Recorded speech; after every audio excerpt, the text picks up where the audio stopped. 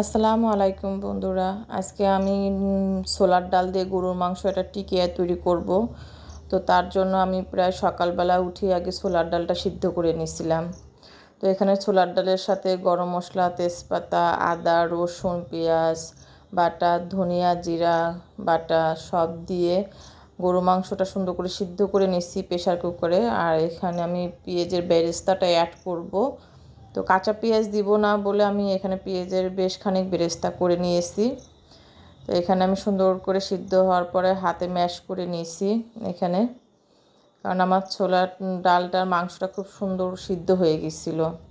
তো এখানে সাথে আমি একটা মুরগির ডিম অ্যাড করব। তো বাইন্ডিংয়ের জন্য এখানে আপনারা বিস্কিটের গুঁড়াও অ্যাড করতে পারেন। তো আমার সেটা ছিল না বলে আমার দেয়া হয়নি।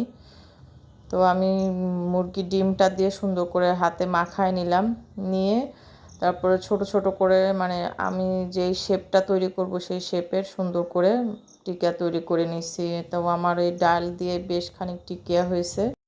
আজকে আমি কিছুটা এখানে ভাজবো আর কিছুটা ফ্রোজেন করে রাখবো।